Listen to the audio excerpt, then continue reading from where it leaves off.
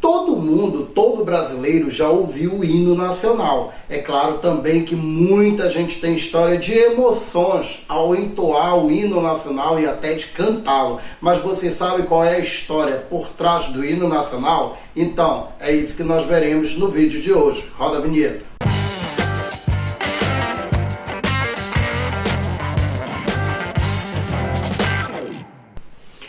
Então, pessoas, eu sou o professor Keiler, você está aqui no canal H de História. Então, eu já peço para você ficar com a gente até o final desse vídeo. Lá no final do vídeo, você deixa aqui nos comentários o que você achou do que nós falamos por aqui. Você ainda não é inscrito, então aproveite e se inscreva aqui no canal, ative as notificações, que aí você fica sempre informado todas as vezes que a gente postar um vídeo novo. Nós vamos falar hoje sobre a história do hino nacional brasileiro. Vamos lá para o vídeo, então. Em geral, quando a gente fala do hino nacional brasileiro, vem logo aquela informação inicial que é com relação aos seus compositores, que geralmente está atribuída a duas pessoas, que serão eles: o Francisco Manuel da Silva, que teria sido responsável pela composição da música, e também o Joaquim Osório Duque Estrada, que seria o responsável então pela composição da letra do hino. No entanto, é interessante que a gente leve em consideração aqui, inicialmente, que essas duas pessoas nunca se encontraram. Elas viveram em momentos diferentes. Em um período lá no século XIX, nós vamos verificar então a composição da música. E 100 anos mais tarde, nós vamos verificar então o Duque Estrada compondo a letra. Então, são momentos realmente muito diferentes, muito distantes um do outro. Um outro momento também que é muito importante é que a datação dessa composição, que seria a música do hino nacional, ela está relacionada aos festejos da independência do Brasil ali por volta de 1823. O Brasil ficaria independente de Portugal em setembro de 1822. E aquele clima todo de construção da nova nação e também da nacionalidade brasileira propôs então algumas medidas, entre elas a composição, por exemplo, de um hino. E a partir daí, em 1823, nós teríamos a composição de uma canção, ou seja, um hino para então ser celebrado essa independência. Há informações, inclusive, de que haviam duas composições, uma composta pelo Francisco Manuel e a outra também pelo Dom Pedro I. Embora de Dom Pedro I seja mais executada naquele período, a gente vai perceber que ambas, no geral, elas não eram tocadas, elas não eram executadas, não era muito comum tocar o hino nacional. Não era um hábito, não tinha exatamente uma relação muito cotidiana tocar o hino nacional naquele período. No ano de 1831, mais precisamente em abril deste ano, o Dom Pedro I resolve abdicar o trono brasileiro e voltar para Portugal.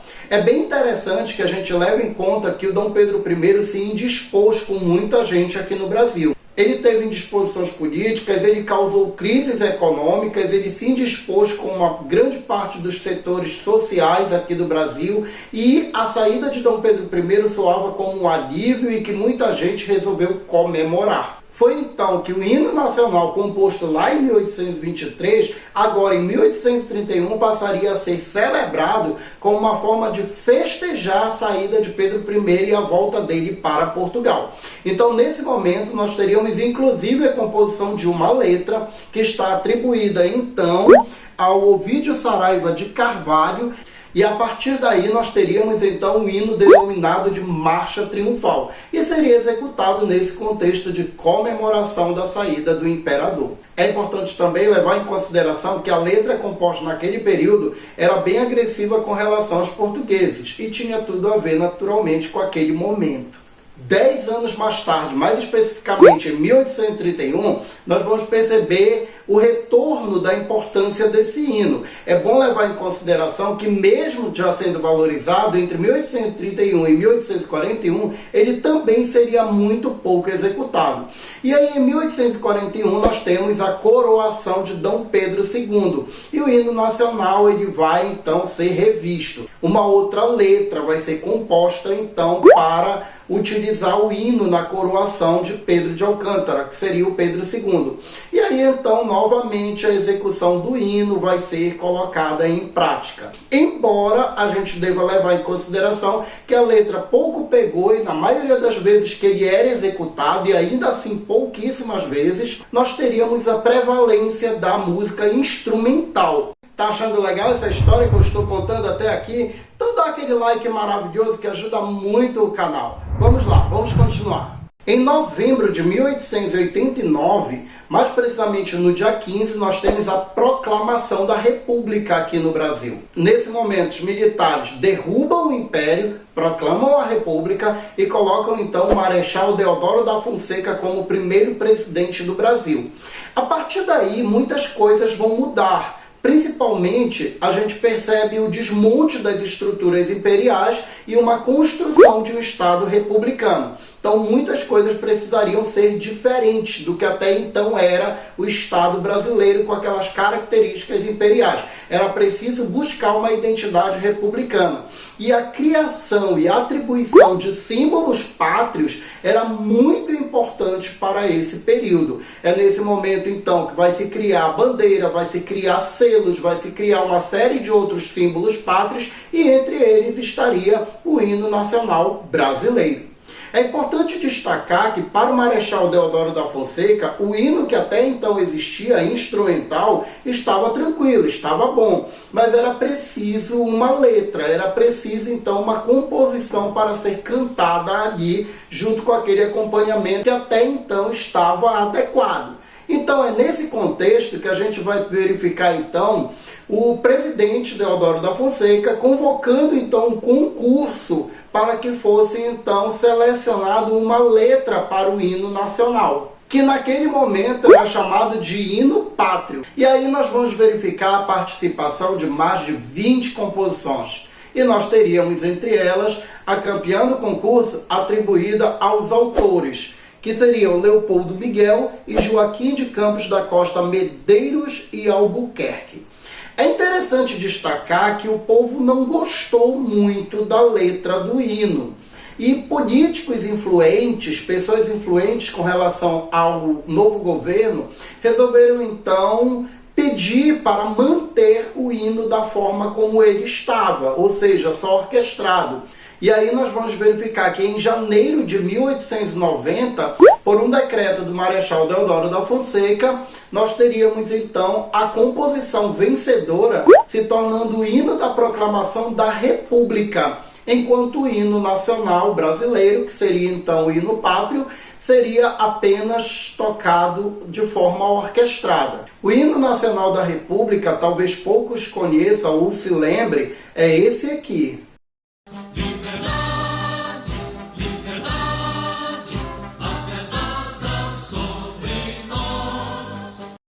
Em 1889, a escola de samba Imperatriz Leopoldinense levou para a Avenida o enredo em que o samba pegava um trecho dessa canção, que seria esse daqui. Liberdade, liberdade, abraçadas sobre nós.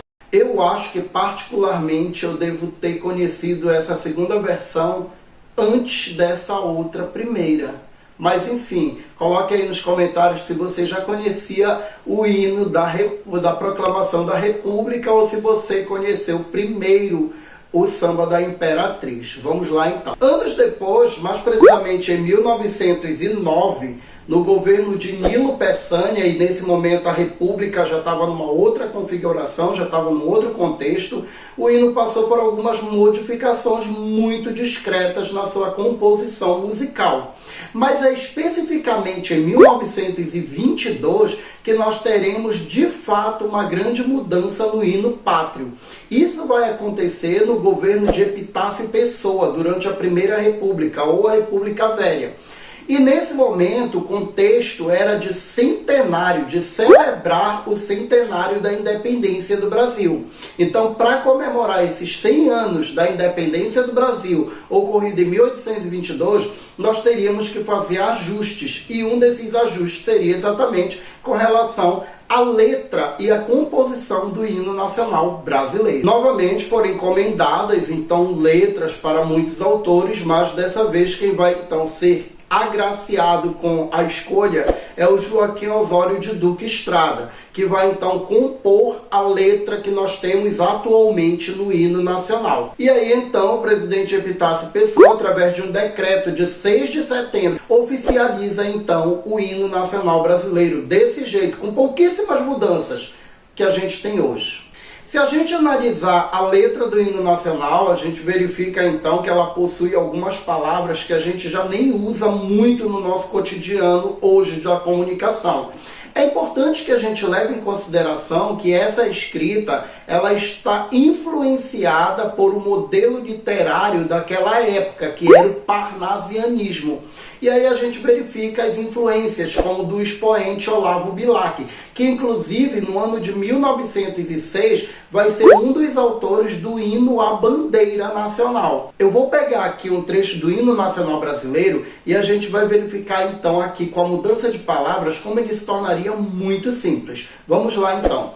Aqui olha. Ouviram do Ipiranga as margens plácidas, de um povo heróico o brado retumbante. E o sol da liberdade em raios fúlgidos brilhou no céu da pátria nesse instante. Se você então simplificar isso para palavras mais utilizadas no nosso cotidiano, no nosso dia a dia, ficaria mais ou menos assim. O grito de independência do povo brasileiro foi dado nas margens do calmo riacho do Ipiranga. Naquele momento, a liberdade brilhou no céu do Brasil como um sol. Olha que interessante. Que simplicidade, né, gente? Pois tem algumas formalidades que devem ser seguidas para entoar ou cantar o hino nacional. E aí nós temos a atribuição de uma lei que vai existir durante o regime militar brasileiro, na década de 70, que é a Lei 5.765 de 1971, que atribui algumas situações. Entre elas, a gente verifica a atribuição de que o hino nacional ele não deve ser cantado com acompanhamento de palmas. E também não deve ser aplaudido quando ele termina de ser cantado. Todos devem ficar em silêncio enquanto se executa o hino nacional. Por uma atitude respeitosa, a gente deveria se posicionar diante da execução do hino de determinada forma. Por exemplo, se você for homem e civil, você deve retirar seu chapéu, ficar em posição de sentido e acompanhar a execução do hino. E se for militar, em gesto de continência. E cantar o hino na escola. É sempre polêmico quando se fala, por exemplo, em cantar o hino na escola. E é sempre muito saudosista também falar que antigamente se cantava o hino todos os dias na escola. Pois é, gente, tem questões e questões a respeito disso. Inclusive eu conheço gente que fala que cantava o hino nacional todos os dias na escola. E essas pessoas que falam isso estudaram comigo. E eu não me lembro de ter cantado o hino na escola todos os dias. Ué. Mas enfim, essa questão de cantar o hino na escola, alguns cantaram, outros não cantaram. Qual foi a intensidade disso, eu não sei. Mas se você quiser, deixa aí nos comentários pra gente saber como foi que isso aconteceu. Para a gente compreender isso, nós vamos então para a questão legislativa. E aí nós temos então um decreto de 1971, lá durante os governos militares, que diz o seguinte, vamos lá para o decreto. Artigo 39. É obrigatório o ensino do desenho e significado da bandeira nacional, bem como do canto e da interpretação da letra do hino nacional em todos os estabelecimentos de ensino públicos e particulares do primeiro e segundo graus. Na década de 70 até os anos 90, a gente chamava de primeiro grau e segundo grau, que hoje a gente chama de ensino fundamental e ensino médio. É importante também levar em conta que foram inclusive criadas duas disciplinas. Uma se chamava Educação Moral e Cívica e a outra Organização Social Política do Brasil, que era também chamada de OSPB. E essas disciplinas, elas davam conta exatamente dessas interpretações, desses significados, em discutir essas questões nas escolas. Só que elas deixam de existir em meados da década de 90, e de lá para cá, isso foi inserido em um outro contexto, que seria o ensino da história. No entanto, essa questão de cantar o hino, ela acabou virando então uma rotina em algumas escolas, principalmente militares, mas não era uma coisa diária na maioria delas. Em algumas existia, por exemplo, a entoação do hino em momentos cívicos, principalmente ali no período que se aproximava o 7 de setembro ou a Semana da Pátria, ou em algumas datas comemorativas de caráter cívico dentro da escola. Em 2009, aí nós temos um outro momento, um período bem depois, o Brasil estava no governo Lula, no seu segundo mandato.